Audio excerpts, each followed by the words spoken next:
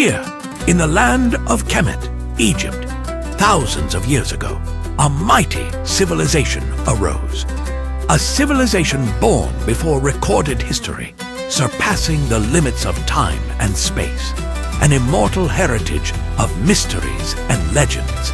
An inexhaustible spring of knowledge that covered the surface of the earth and ran deep beneath it. The Pharaonic civilization, symbol of miracle and eternity. In today's documentary, we unveil the secrets and details of one of the most remarkable chapters in the history of this fascinating civilization.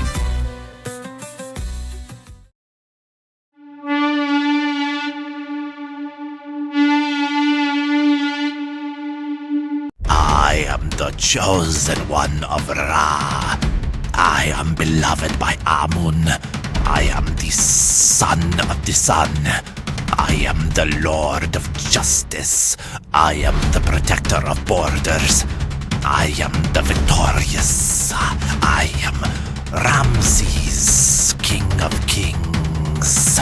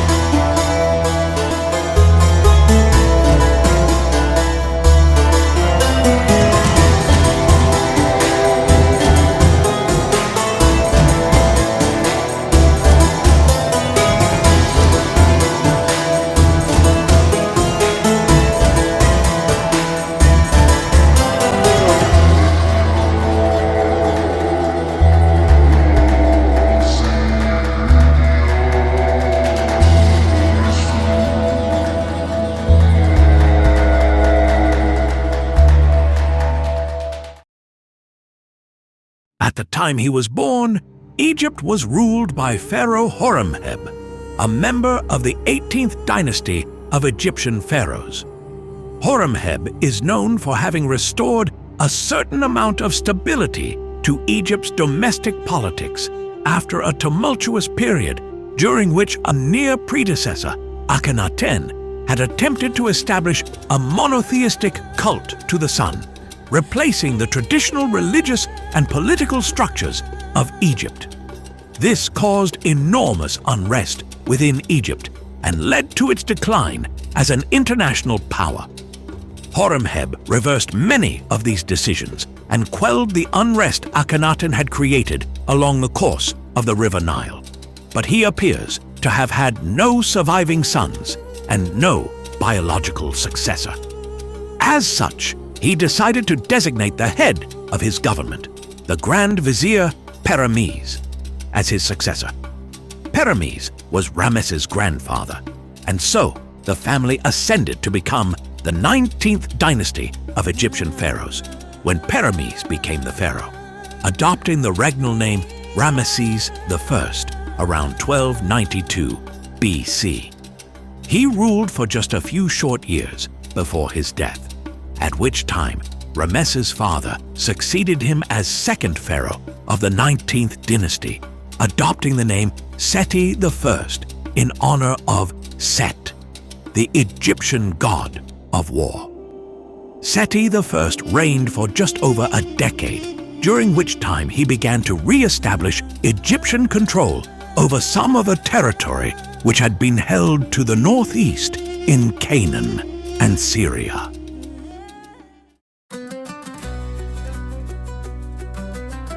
Ramses II was born around 1303 BCE and died around 1203 BCE. He grew up in the court of the 19th dynasty. His mother was Queen Tuya, and his father was King Seti I, who was a skilled warrior and engineer. Ramses' childhood games were far from ordinary. He spent most of his time training in royal rituals, horseback riding, archery, and mock battles as part of his preparation for leadership and warfare. Ramses followed in his father's footsteps. At the age of 10, he was appointed as a commander in the army, and by 14, he became a co-regent in governance.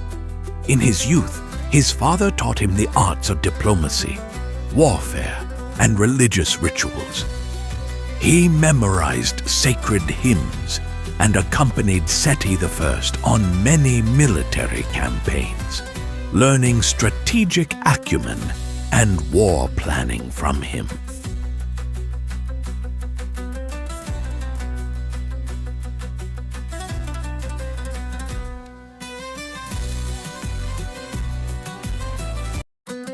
Ramses II was born into a world that had been going through one of the first golden ages of ancient times. This was the height of the Bronze Age, and powerful centralized states had emerged in many parts of the Eastern Mediterranean and the Middle East. The Greek world was dominated by powers like the Mycenae on the mainland and the Minoans on the island of Crete. And throughout this time, complex literary and artistic societies were beginning to emerge in ways which would shape the ancient world for centuries to come. In what is now Turkey, the powerful Hittite Empire had emerged, centered on the city of Hattusa. Shortly before Ramesses' birth, it had begun conquering parts of the Levant and Mesopotamia, and was effectively Egypt's most significant rival for power in the region. Further to the southeast, a number of significant states existed in Mesopotamia proper and Persia, notably the Babylonian Empire and the Assyrian Empire. After the death of his father, Seti I, the immortal King Ramses II ascended the throne to rule Egypt as the third monarch of the 19th dynasty. He did not merely inherit temples and armies from his father, but assumed leadership of a nation still healing from escalating religious turmoil, in addition to numerous border confrontations and inflamed external threats. His mission was arduous and nearly impossible, from unifying the creed to securing the borders, to crafting a legacy that transcends time. These were tasks only minds and hands capable of engraving their names in gold within the annals of history could accomplish. Ramses II, or Ramses the Great, was one of those figures, if not the king of all kings. Ramses II lived a grand and complex royal life. He had many wives, but his beloved and chief queen was Nefertari, a symbol of beauty and intelligence. He immortalized her in the temple of Abu Simbel, where her statues stand equal in size to his own, and he built her a magnificent tomb in the Valley of the Queens. His second wife, Isetnofret, was known for her strength and wisdom. Ramses fathered many children, it is said around 100 sons and daughters, among them notable princes. His daughters also held royal titles. Ramses surrounded himself with trusted ministers who helped him to manage the vast empire. His family life was not just personal. It was a network of loyalty, heritage, and political power. Ramses II united both divine and temporal authority. He loved grandeur, sculpture, architecture, and divine symbolism. He adored building colossal temples and ordered sculptors to carve immense statues, glorifying himself and his deeds. He also organized great public festivals that affirmed his divine status. He despised betrayal and weakness, standing firm against anything that threatened Egypt's borders. The royal palaces pulsed with life, music, and ceremonial dances. Banquets were held to the sounds of harps, flutes, and drums, while dancers in decorated garments performed to delight the king, his family, and guests. These were not mere celebrations, but political theaters reinforcing divine order and royal loyalty.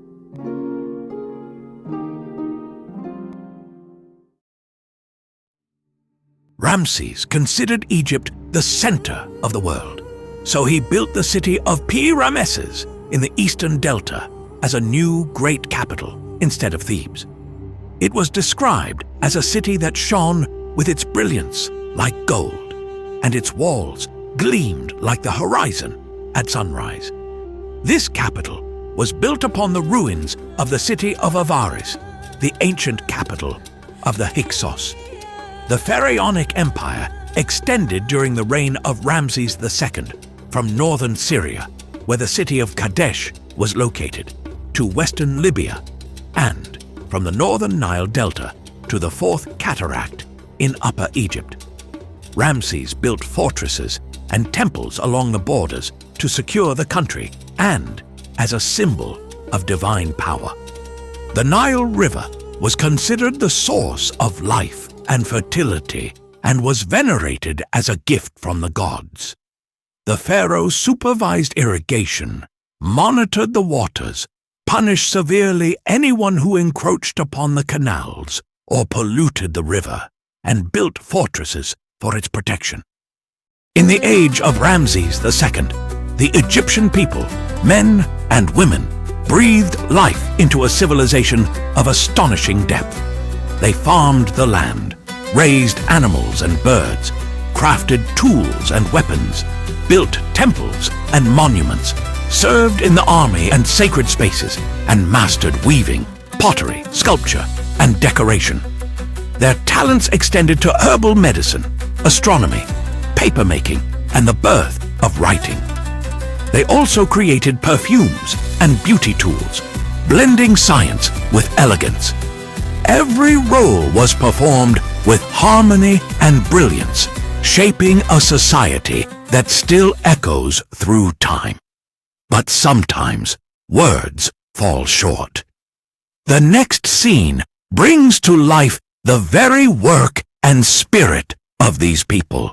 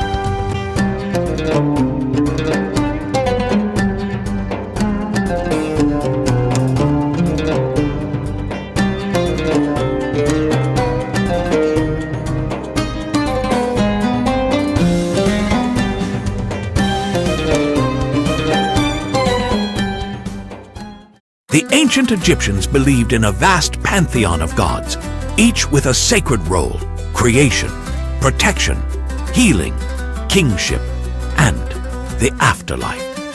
After the religious upheaval caused by Akhenaten's monotheistic shift, Ramses II rose to restore balance.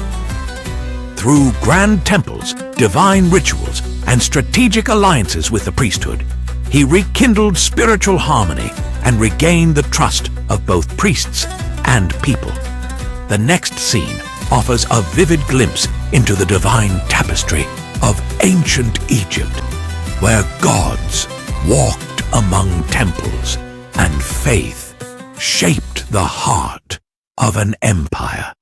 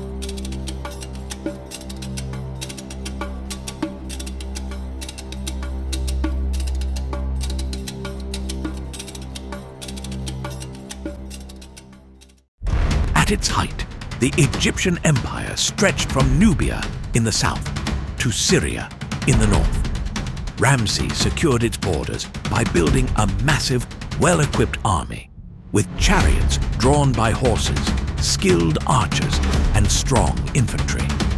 The army used bronze weapons, composite long-range bows, and scaly armor. It was supported by a capable naval fleet that, though smaller, played a key role in transport, trade, and coastal defense, as shown in many temple reliefs. Egypt's army was not just for defense, but to project imperial power across all frontiers. Ramses II launched multiple campaigns, among them his wars against the Hittites to regain control of the Levant after they had seized much of it. He also fought the Sea Peoples, defeating them in fierce land and naval battles along Egypt's northern coasts. He repelled Libyan incursions on the western borders and led expeditions south into Nubia to secure Egypt's frontier and recruit Nubian soldiers. But his most famous campaign was the Battle of Kadesh, near the Orontes River, fought in his 5th regnal year. The Egyptians and Hittites, the two great powers of the age, competed for control over Syria, a land rich in trade routes and resources. Long before the Battle of Kadesh in the 13th century BC, the Hittite Empire had already emerged as a formidable Anatolian power. Its origins trace back to the 17th century BC, when early kings like Labarna I laid the foundations of centralized rule from Hattusa in modern-day Turkey. Over centuries, the Hittites developed a hierarchical society led by kings who held both political and religious authority, often bearing the royal title Tabarna, a designation rooted in the legacy of their founding monarch. Their polytheistic religion was deeply syncretic, blending native Anatolian traditions with Hurrian and Mesopotamian influences. Central to their pantheon was the storm god Teshub, revered as the supreme deity and often depicted standing atop a sacred bull, symbolizing power and fertility. His consort, the sun goddess Arena, embodied light, justice, and royal legitimacy, and was worshipped in the sacred city bearing her name. The Hittite pantheon included hundreds of deities, earning it the nickname the Thousand Gods of Hatti, with specialized roles in nature, law, and ritual. Religious ceremonies were state affairs, led by the king himself, who acted as high priest and intermediary between the divine and the earthly realms. By the time of King Muwatalli II, the Hittite military, especially its elite chariot corps, had become a match for Egypt's forces. The Hittite army could field up to 30,000 troops in major campaigns, combining a professional corps of infantry with seasonal levies and vassal contingents. Their chariots, lighter and more agile than Egyptian models, were typically crewed by 3 men: a driver, a spearman, and a shield bearer, allowing for coordinated, high-impact strikes. While they pioneered ironworking, most battlefield weapons remained bronze-based, including stabbing swords, curved sickle blades, and ribbed daggers. The military hierarchy was tightly organized under royal command, with specialized units and logistical systems enabling swift mobilization and effective siege tactics. This expansion eventually led to direct confrontation with Pharaoh Ramesses II over the strategic city of Kadesh near the Orontes River. During the 5th year of the reign of King Ramses II, the famous Battle of Kadesh took place, and that was around the year 1274 BC. In preparation for the battle, Ramses formed an army divided into 4 powerful and heavily armed divisions. Each division was led by one of the brave commanders carefully selected for the task. During the reign of Ramses II, a single division consisted of around 10,000 soldiers. Ramses named each of the 4 divisions after one of the well-known deities of the ancient Egyptian pantheon at that time. These divisions were the division of the god Amun. This division was under the direct command of Ramses himself. It was the strongest of the 4 divisions and adopted Thebes as its emblem. The division of the god Ra. This division marched behind Amun's division to protect it and safeguard the king. The division of the god Ta. It was responsible for heavy supplies and war chariots. The division of the god Set. This division's mission was to protect the supply lines and secure the rear of the army. The Battle of Kadesh took place near the Orontes River, known to the Greeks and Romans by that name.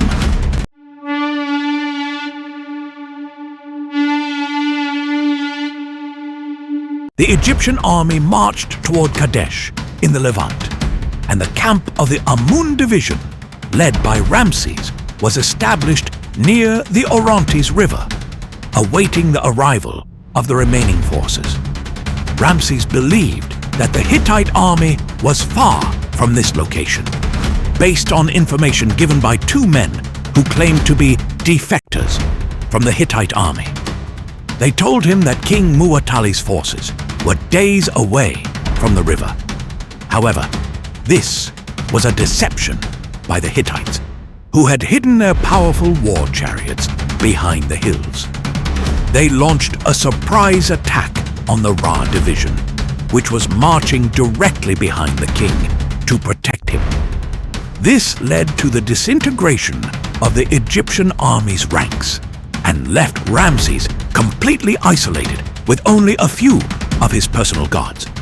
Finding himself alone with his royal guard, Ramses raised his prayer to the god Amun, seeking aid and victory. He then charged into the enemy ranks with his war chariot, fighting valiantly. Just as defeat seemed imminent, the Tar division arrived at the right moment and joined the battle. The course of events shifted from a certain defeat to an honorable military stalemate. Ramses narrowly escaped death, and the Egyptians managed to force the Hittite forces to retreat northward. Nevertheless, the losses on both sides were severe, and the battlefield was strewn with the corpses of the fallen on both banks of the Orontes River. Although the battle ended without a decisive victory for either side, Ramses' heroism during the battle was legendary, immortalized in the inscriptions of pharaonic temples and recorded in history books. In the 21st year of his reign, 1259 BC, after years of hostilities, Ramses II and the Hittite king Hattusili III signed the Treaty of Kadesh, the world's first known written peace treaty. It included clauses of mutual cooperation, non-aggression, and alliance. To seal the accord, Ramses married a Hittite princess. The treaty was inscribed in two versions, the Egyptian version in hieroglyphs on the walls of the Ramesseum and the Temple of Amun at Karnak, and the Hittite version in Akkadian cuneiform, discovered on clay tablets at Hattusa, modern Boğazköy, Turkey. The original tablet is preserved in the Istanbul Archaeology Museum, with replicas displayed in Germany and at the United Nations headquarters in New York as a symbol of the oldest recorded peace in human history. In his later years, Ramses II focused on reorganizing religion and family affairs and on consolidating his monumental legacy. He died naturally around 1213 BC after a reign of nearly 66 years, one of the longest in Egyptian history. He lived over 90 years, suffering in his final years from arteriosclerosis, arthritis, and dental pain. Yet his mind remained sharp until his last day. He was buried in Tomb K57 in the Valley of the Kings, which suffered flood damage but still retains its royal grandeur. His mummy, discovered in 1881 in the Deir el-Bahari cache, remains remarkably preserved, now displayed at the National Museum of Egyptian Civilization in Cairo. Ramses left behind a monumental legacy of temples, statues, and artifacts, including the Ramesseum, the mortuary temple at Thebes, decorated with scenes from the Battle of Kadesh, and the colossal temples of Abu Simbel, carved into the cliffs with 20-meter statues of the king, and a smaller temple for his wife, Queen Nefertari. His statues and relics are scattered across Egypt and the world, from the British Museum to the Louvre, each telling the story of a reign marked by divine power and unmatched human ambition. The legend of Ramses II stands as one of the greatest lessons time has ever offered mankind. The tale of a leader who engraved his name in history with letters of gold. It was not the swords of war that immortalized his legacy, but the ink of peace. The reign of Ramses the Great taught the world an eternal truth. Victories of war fade, but peace builds empires that last for millennia.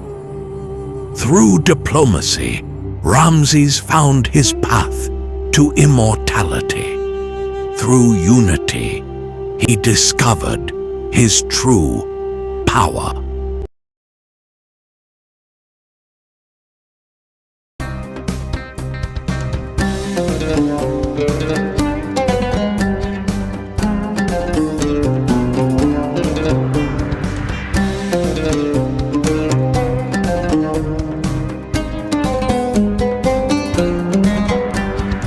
Thank you for following along. Your comments and engagement with the Narrator channel are the compass by which we can refine and diversify our content to align with your aspirations and vision.